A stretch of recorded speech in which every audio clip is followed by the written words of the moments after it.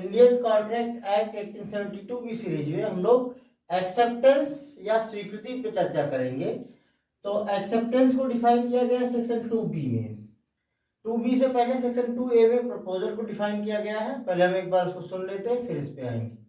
तो 2A कहता है when one person signifies to another his willingness to do or abstain from doing anything with a view to obtaining the assent of that other, he is said to make a proposal। जब कोई व्यक्ति अपनी इच्छा की अभिव्यक्ति किसी दूसरे व्यक्ति के सामने इस आशय से करता है कि वह उसकी रजामंदी प्राप्त कर सके, तो उसको प्रस्ताव करना कहते हैं। तो जब जो ऑफरर है या प्रपोजर है जिसने प्रस्ताव रख दिया, अब अगर उस प्रस्ताव पर दूसरा व्यक्ति जिसके सामने प्रस्ताव रखा गया था उसने अपनी सहमति प्रकट कर दी, तो वो प्रस्ताव जो है वो स्वीकृत हो जाता है और एक स्वीकृत प्रस्ताव ही वचन बन जाता है। तो सेक्शन 2B कहता है कि when the person to whom the proposal is made signifies his assent thereto, the proposal is said to be accepted। जबकि वह व्यक्ति जिसके सामने प्रस्ताव रखा गया है वह उस पर अपनी सम्मति अभिव्यक्त कर देता है, संज्ञापित कर देता है, तो proposal is said to be accepted, तब वह प्रस्ताव स्वीकृत समझ लिया जाता है। And a proposal when accepted becomes a promise. इसी के आगे लाइन में लिखी गई है 2B में, आप बेयर को देख लेंगे तो उसमें लिखा है when A proposal is accepted it becomes a promise. तो अभी हम यहाँ पे एक्सेप्टेंस में चर्चा कर रहे हैं, तो एक्सेप्टेंस तक ही लिमिटेड रहेंगे। तो जब एक व्यक्ति ने दूसरे व्यक्ति के सामने प्रस्ताव रखा और दूसरे व्यक्ति ने उस प्रस्ताव पर अपनी सहमति दे दी, तो उसको हम कहेंगे कि वो प्रस्ताव स्वीकृत हो गया और प्रस्ताव और स्वीकृति मिलकर के वचन बन जाते हैं। नेक्स्ट इसमें हम जो देखेंगे वो देखेंगे एसेंशियल एलिमेंट्स ऑफ एक्सेप्टेंस। तो एसेंशियल एलिमेंट्स ऑफ एक्सेप्टेंस में सबसे पहला है acceptance must B signified. Acceptance must B signified मतलब जो स्वीकृति है वो अवश्य ही संज्ञापित की गई हो। मतलब जो कुछ स्वीकर्ता के दिमाग में चल रहा है वो प्रस्ताव के संबंध में वो डायरेक्टली वो ये बात जो प्रपोजर है उसको बताए, जिसने प्रपोजल रखा है उसको सीधे अपनी स्वीकृति संज्ञापित करे, सीधे अपनी रजामंदी संज्ञापित करे, तभी हम कहेंगे प्रपोजल एक्सेप्टेंस। एक लाइन और इसमें है मियर statement of mind is not acceptance. मतलब कोई व्यक्ति जब अपने विचारों के बारे में बात करता है कि मैं ऐसा सोच रहा हूं, तो अपने विचारों के बारे में कुछ बताना मात्र ही जो है वो स्वीकृति नहीं है। एक केस है इसमें फेल्टहाउस वर्सेस बिंडले का केस। फेल्टहाउस वर्सेस बिंडले के केस में क्या था, एक चाचा जी थे, उन्होंने अपने भतीजे को कोई लेटर लिखा हार्स खरीदने के लिए और उन्होंने कहा कि मैं 33 रुपए 15 पाउंड इस हार्स का दूंगा जो हार्स में खरीदना चाहता हूं, और अगर आपने कोई जवाब नहीं दिया तो मैं ये मान लूंगा कि आपने मेरे प्रपोजल को एक्सेप्ट कर लिया है। तो जो भतीजा था उसने अपने और बाकी घोड़े जो थे वो एक ऑक्शनियर के माध्यम से, एक नीलामीकर्ता के माध्यम से बेचे, लेकिन उसने उस नीलामीकर्ता से ये कहा कि इसमें से ये पर्टिकुलर घोड़ा जो चाचा जी ने मांगा था, उसने कहा कि ये पर्टिकुलर घोड़ा आप मत बेचिएगा क्योंकि इसको मैं चाचा जी को दे चुका हूं। लेकिन गलती से ऑक्शनियर ने वो घोड़ा बेच दिया। तब चाचा जी जो है वो उस ऑक्शनियर के खिलाफ क्लेम लाए कि यहाँ पे हमारे और हमारे भतीजे के बीच में एक वैलिड कॉन्ट्रैक्ट हो चुका था, और उस स्थिति में, उस वैलिड कॉन्ट्रैक्ट की स्थिति में आपने वो घोड़ा किसी और को बेच दिया, तो आपने टार्ट ऑफ कन्वर्जन कमिट किया और आपने ब्रीच ऑफ कॉन्ट्रैक्ट कमिट की। कोर्ट ने ये कहा कि ये एक्सेप्टेंस तब होता जब कि भतीजे ने सीधे ये बात चाचा जी से कही होती कि ठीक है चाचा जी, हम आपको घोड़ा बेचने के लिए 33.15 पाउंड में आप बेचने के लिए तैयार हैं। लेकिन यहाँ पे क्या हुआ, यहाँ पे जो बात थी वो स्टेटमेंट ऑफ माइंड थी, मतलब जो कुछ भतीजे के दिमाग में चल रहा था वो थी, और उसने चाचा जी को न बताकर किसी थर्ड पर्सन के सामने अभिव्यक्त किया था। तो ये बताया, तो जो कुछ भी उसने अपने स्टेट ऑफ माइंड के बारे में बताया कि ये घोड़ा मैं चाचा जी को बेचने वाला हूं, ये जो है एक्सेप्टेंस नहीं होगा। ये एक्सेप्टेंस तभी होता जब ये बात चाचा जी से कही हो गई हो। क्योंकि चाचा जी से नहीं कही गई थी, इसलिए चाचा जी के सामने तो कोई सिग्निफिकेशन नहीं हुआ ना, कि चाचा जी के सामने कोई भी एसेंट जो है वो सिग्निफाई नहीं की गई, इसलिए ये एक्सेप्टेंस नहीं माना गया। इस केस में बात और निकल के आई, और वो ये है कि कोई भी प्रपोजल किसी भी व्यक्ति को बाउंड नहीं कर सकता है कि वो एक्सेप्टेंस पे हाँ या ना कुछ जवाब दे ही। मतलब a proposal can not bound the person to whom he has made proposal to give the answer of his proposal। कोई भी प्रपोजल इस तरह की टर्म्स नहीं बना सकता है जिसके माध्यम से वो प्रपोजी को या जिस व्यक्ति को उसने प्रपोजल दिया हुआ है उसको बाउंड करे, उसको ये बाध्य करे कि आप इसका उत्तर दीजिए ही दीजिए, हाँ ना में, ऐसा नहीं कर सकता है। इसमें क्या कहा गया था कि अगर आपने कोई उत्तर नहीं दिया तो मान लेंगे कि आपने अपना घोड़ा हमको बेच दिया। तो यहाँ पे एक तरीके से एक शर्त अधिरोपित कर दी है कि बेचना है तो बताओ, नहीं बेचना है तब भी सूचित करो। तो ये कि अगर नहीं बेचना है तब भी सूचित करो, तो इस तरह की कोई शर्त प्रपोजल द्वारा जोड़ी नहीं जा सकती। दूसरा एलिमेंट है एक्सेप्टेंस मस्ट बी एक्सप्रेस और इम्प्लाइड। जो स्वीकृति होनी चाहिए वो अव्यक्त हो सकती है या विवक्षित हो सकती है। अव्यक्त का मतलब सेक्शन 9 इंडियन कॉन्ट्रैक्ट एक्ट बताता है कि when the proposal and acceptance are in words they are express and when they are otherwise then in words they are implied. तो सेक्शन 9 कहता है कि प्रपोजल या एक्सेप्टेंस एक्सप्रेस भी हो सकता है, इम्प्लाइड भी हो सकता है। जब वो रिटन या ओरल वर्ड्स में होते हैं तो वो एक्सप्रेस माना जाता है, और जब वो अदरवाइज देन इन वर्ड्स होता है तो उसको इम्प्लाइड मानते हैं। तो एक्सेप्टेंस भी एक्सप्रेस फॉर्म में भी हो सकती है और इम्प्लाइड फॉर्म में भी हो सकती है, लिखे गए या बोले गए शब्दों के माध्यम से हो सकती है, या वो इशारों या संकेतों के माध्यम से भी हो सकती है। थर्ड एसेंशियल पॉइंट है इसका, acceptance must be communicated to the offerer only. जो यहाँ पे हम पढ़ रहे थे उससे इसको भी कोरिलेट करेंगे, दोनों कोरिलेट होते हैं। तो acceptance must be communicated to the offerer only. Acceptance तभी मानी जाएगी जब वो ऑफरर द्वारा कम्युनिकेट की गई हो या उसके किसी अथराइज्ड एजेंट द्वारा कम्युनिकेट की गई हो, और वो ऑफरी को या उसके अथराइज्ड एजेंट को कम्युनिकेट की गई हो। अगर एक्सेप्टेंस ऑफरर द्वारा कम्युनिकेट न करके किसी अन्य व्यक्ति द्वारा कम्युनिकेट की जाती है तो वो एक्सेप्टेंस नहीं मानी जाएगी, बशर्ते जब तक कि वो व्यक्ति उसका अथराइज्ड एजेंट ना हो। इसी तरीके से अगर एक्सेप्टेंस किसी जिस व्यक्ति ने ऑफर दिया था उसको छोड़ करके किसी अन्य व्यक्ति के सामने जो कि उसका अथराइज्ड अभिकर्ता नहीं है उसके सामने व्यक्त की जाती है तो वो एक्सेप्टेंस भी एक्सेप्टेंस नहीं है। इसको एक एग्जांपल से समझते हैं। मान लीजिए ए बी के सामने एक प्रस्ताव रखता है जिसमें वो कुछ सामान बेचने का, मान लीजिए 10,000 रुपए में अपनी बाइक बेचने का ऑफर रखता है। अब अगर बी ये एक्सेप्टेंस कि मैं आपकी बाइक 10,000 रुपए में खरीदने के तैयार हूं, ये बात अगर बी ए से कहता है तब तो ये एक्सेप्टेंस मानी जाएगी। लेकिन यही बात अगर बी ए से ना कह के सी से कह देता है, जबकि ए और सी के बीच में ऐसा कोई प्रिंसिपल एजेंट रिलेशनशिप नहीं है, तो उस स्थिति में ये एक्सेप्टेंस नहीं मानी जाएगी। तो एक्सेप्टेंस हमेशा must be communicated to the offerer only. Offerer को ही कम्युनिकेट की गई होनी चाहिए। किसी अपरिचित व्यक्ति को, स्ट्रेंजर को अगर कम्युनिकेट की गई है तो वो एक्सेप्टेंस नहीं मानी जाएगी। नेक्स्ट आता है acceptance must be communicated by the acceptor. जो यहां हमने पढ़ा कि कम्युनिकेटेड टू द ऑफरर होना चाहिए, उसी तरह से acceptance must be communicated to the acceptor.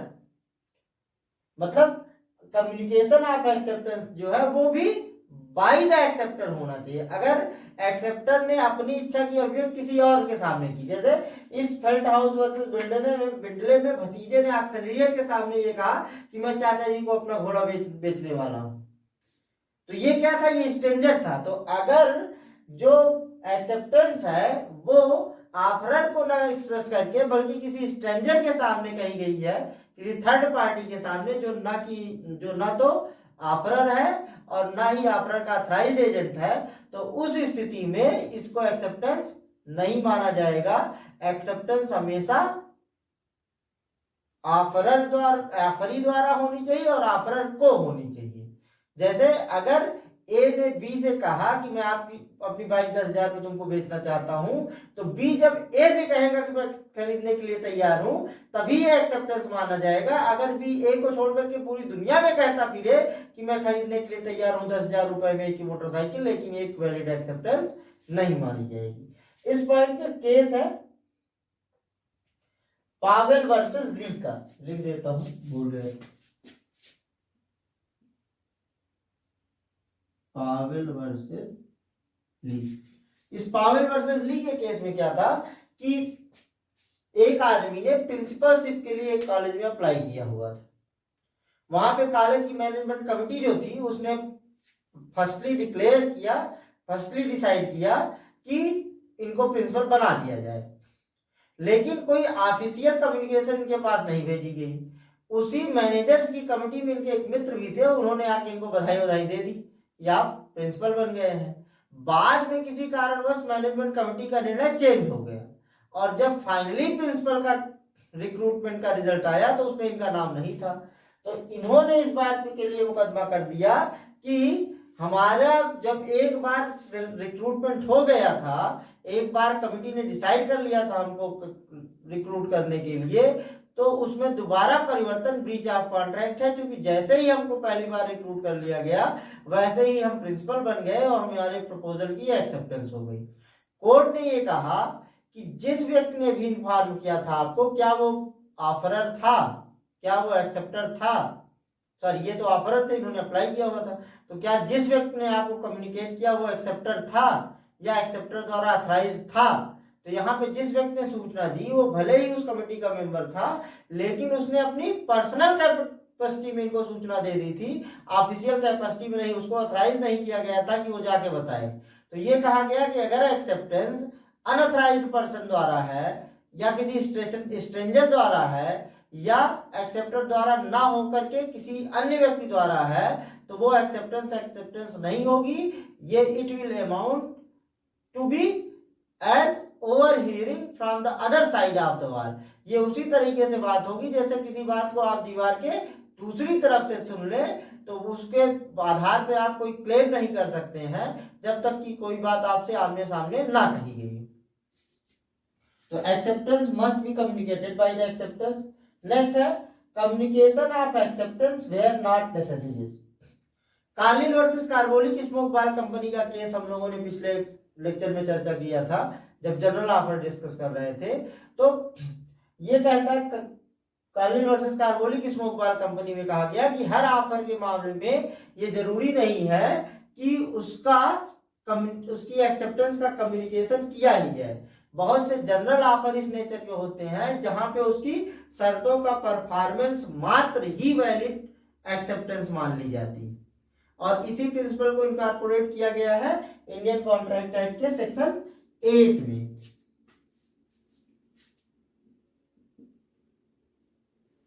Section 8 ये कहता है कि अगर कोई ऑफर, कोई प्रपोजल है और उसकी शर्तों, उसमें अगर कुछ शर्तें बताई गई हैं तो उन शर्तों का पालन भी एक्सेप्टेंस हो सकता है, या किसी ऑफर के साथ रेसिप्रोकल प्रॉमिस जुड़ा हुआ है तो रेसिप्रोकल प्रॉमिस का कोई पार्ट भी एक्सेप्ट करना, ये उसी ऑफर को एक्सेप्ट करना कहलाता है। तो सेक्शन 8 ये बताता है कि अगर किसी ऑफर के साथ कुछ कंडीशन जुड़ी हुई है जो कि परफॉर्म की जानी है, तो अगर कोई व्यक्ति उन कंडीशंस को परफॉर्म करता है तो ये मान लिया जाता है कि उसने उस ऑफर को एक्सेप्ट कर लिया है, अलग से एक्सेप्टेंस भेजने की जरूरत नहीं होती। नेक्स्ट है acceptance in ignorance of offer is invalid. Sixth element है कि अगर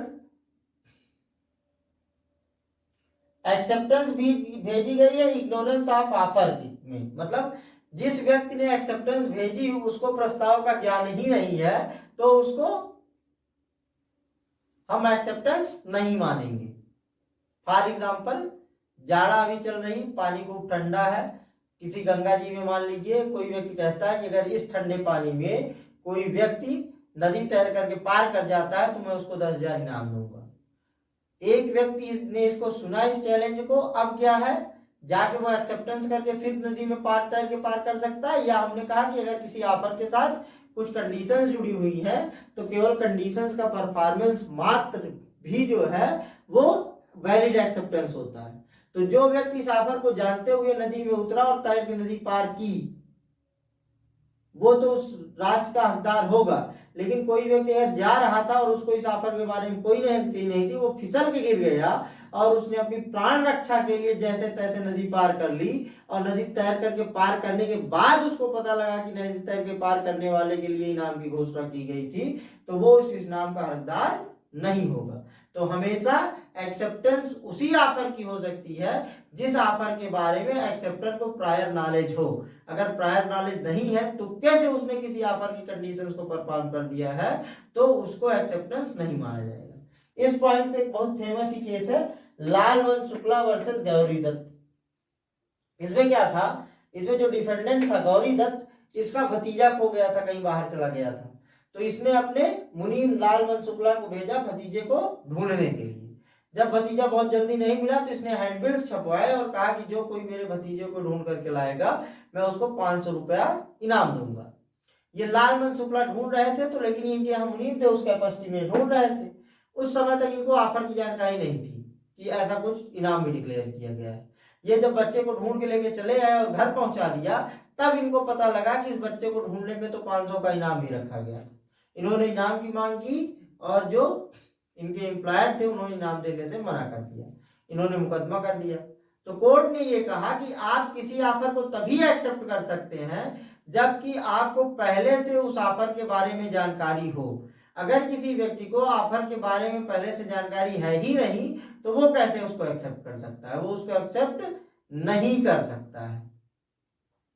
तो लालवंत शुक्ला वर्सेस गौरी दत्त में उसको, जो लालवंत शुक्ला थे, उनको जो भी अमाउंट डिक्लेयर्ड था वो नहीं मिला। इसी केस में अगर लालवंत शुक्ला को पहले से जानकारी होती, बच्चा ढूंढ के लाने से पहले अगर लालवंत शुक्ला के पास जानकारी होती कि ऐसा कोई ऑफर है, तब ये उस धनराशि को पाने के हकदार हो जाते। लेकिन क्योंकि इनको पता ही नहीं था कि कोई ऑफर है, तो ऐसा ऑफर जो आप जानते ही नहीं उसकी एक्सेप्टेंस हो ही नहीं सकती, बहुत प्रैक्टिकल सी बात है। इसके बाद आते हैं हम नेक्स्ट एलिमेंट पे, यह absolute and unqualified. Acceptance must B absolute and unqualified, ये कहता है सेक्शन 7 का क्लास 1। सेक्शन 7 का क्लास 1 कहता है कि acceptance must B absolute and unqualified, मतलब जो स्वीकृति है वो शर्त रहित एवं आत्यांतिक होनी चाहिए। शर्त रहित होने का मतलब है कि उस पर कोई कंडीशन इंपोज नहीं होना चाहिए, कोई मॉडिफिकेशन नहीं होना चाहिए। अगर एक्सेप्टर जो एक्सेप्टेंस भेजता है वो सर्टेन कंडीशंस के साथ भेजता है, तो फिर वो एक्सेप्टेंस न रह के काउंटर ऑफर हो जाती है और काउंटर ऑफर उसको ओरिजिनल ऑफर को समाप्त कर देता है। तो एक्सेप्टेंस हमेशा एब्सोल्यूट एंड अनक्वालिफाइड होनी चाहिए। और सेक्शन 7 का क्लास 2 मैनर ऑफ एक्सेप्टेंस बताता है कि एक्सेप्टेंस किस मैनर में की जाएगी।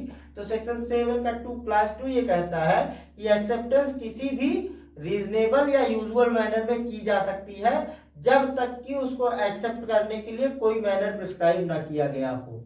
अगर कोई मैनर प्रिस्क्राइब किया गया है तो फिर एक्सेप्टर को चाहिए कि वो उसी मैनर में एक्सेप्टेंस को भेजे।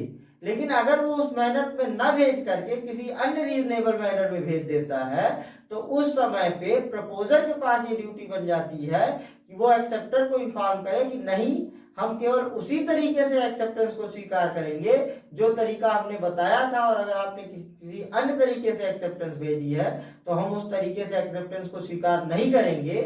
तो ऐसी स्थिति में अन्य तरीके से भेजी गई एक्सेप्टेंस स्वीकार नहीं होगी।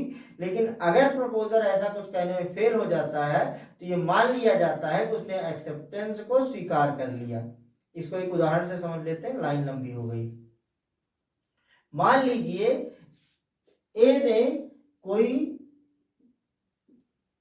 प्रपोजल दिया बी को और उसको भेजा स्पीड पोस्ट से और कहा कि आप इस प्रपोजल को स्पीड पोस्ट से ही एक्सेप्ट करिएगा विद इन 10 डेज। इन्होंने क्या किया, बी महोदय ने स्पीड पोस्ट के बजाय इनको साधारण डाक दे दिया जो कि 3 दिन में ही पहुंच गया।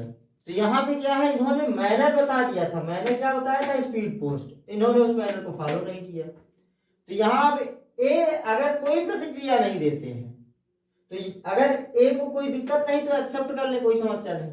लेकिन अगर ए को दिक्कत है तो ए की ये ड्यूटी बनती है कि बी को इन्फॉर्म करें कि जब आप इसको स्पीड पोस्ट के माध्यम से भेजेंगे तभी हम इस एक्सेप्टेंस को स्वीकार करेंगे, अदरवाइज नहीं स्वीकार करेंगे।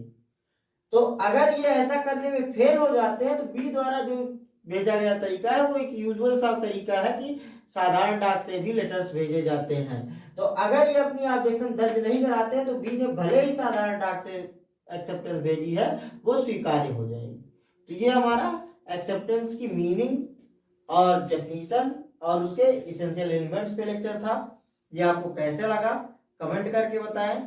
इसको ज्यादा से ज्यादा लोगों तक शेयर करें, क्योंकि सेमेस्टर एग्जाम्स भी आने वाले हैं। यूपीजे का प्रीलिम्स एग्जाम भी 12 फरवरी से शेड्यूल्ड है, तो ताकि ज्यादा से ज्यादा लोगों तक पहुंच बन सके और उनकी तैयारी में मेरा भी कुछ योगदान सुनिश्चित हो सके और उनका काम थोड़ा आसान हो सके।